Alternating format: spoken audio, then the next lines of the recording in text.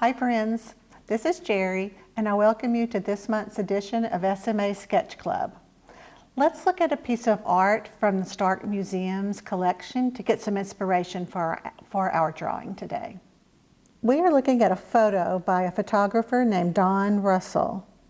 And the photo is of a man. And what can we tell about this man from this wonderful photograph? Can we tell what he does for a living? Could he possibly be a cowboy?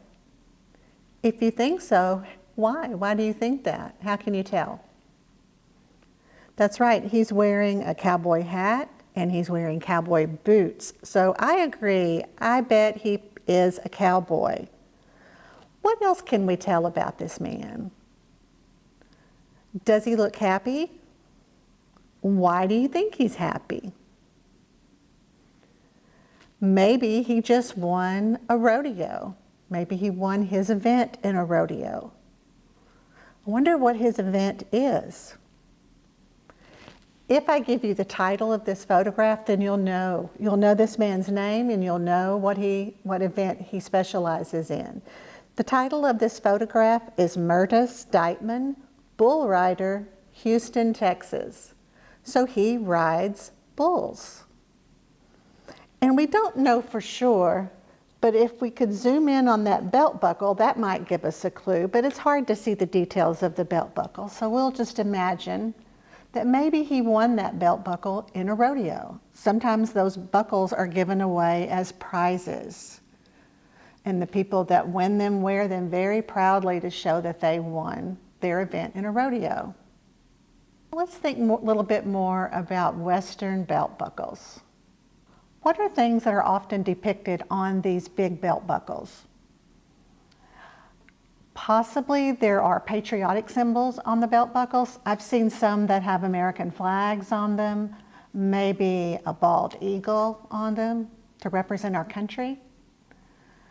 Oftentimes there will be images of the West, maybe a cactus, a tumbleweed, a rattlesnake. What else could be on these belt buckles? Sometimes a different state might have their historic events depicted on a belt buckle. So if you were from Texas, you might want something like the Alamo on your belt buckle. So this gives me an idea of a drawing activity that we can do, that we can draw a cowboy wearing a big cowboy buckle, and you can decide what you want to put on your buckle. So let's get started. You're going to need a piece of paper to draw on. You're going to need some crayons or colored pencils, a ruler to keep some lines straight because we're going to draw some straight lines. And I think that's about it. So let's get started. I think it would be fun to really zoom in on the cowboy and have our drawing be of the top of his shirt and his belt buckle and part of his jeans. So let's get started. We're going to have our paper going up and down. That's in the portrait position. And we're going to start by drawing an oval. And it's going to be pretty big because this is going to be the belt buckle. And it's not in the middle. It's a little bit lower than in the middle. So draw it lightly with your pencil until you get it the size and the shape that you like. Start off with an oval. Our next step, it's really two steps here, we're going to add some lines on either side of the buckle, and that's going to be the belt. So we're going to add the belt. And you can use your ruler to keep these lines straight. Then we're going to draw a vertical line here. That's going to divide the shirt. That's where the buttons are going to be. And then we have another vertical line for the legs of the jeans. Now we're going to add some details, a few little details. We can draw another line, another vertical line beside the one that we drew, and then add some small circles. And what are those? Those are the buttons. And do you know what kind of buttons most cowboys' shirts have? A lot of times they're snap buttons they snap on. And sometimes they have the look of kind of a pearly look. Yours don't have to look exactly like the ones I draw. You can make yours look different. So we have the buttons. And what else did I add? Down here on the jeans, right. He needs pockets to put his work gloves in. Or this could be a cowgirl too. It doesn't have to be a cowboy. So we can draw the pockets for the jeans. Now, when we talk about cowboy shirts, a lot of times they are plaid.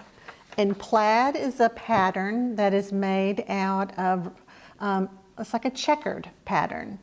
So we're going to draw a plaid shirt, and we're going to divide our top with our ruler with straight lines.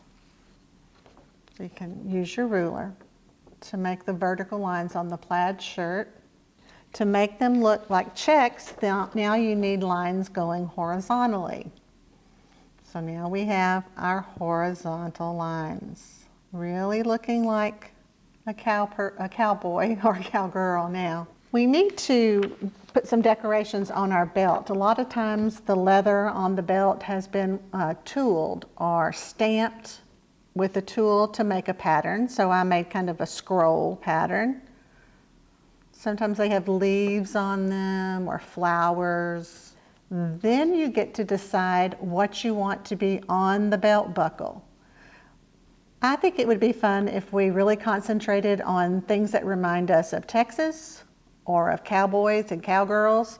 So I put a pair of horseshoes, and these are lucky horseshoes, and when they're turned this way, they're lucky. So you may not want to do horseshoes. You may want to do something else. You might want to do the Alamo, or let's think of some other things that remind us of Texas. How about blue bonnets? You might want to put some blue bonnets.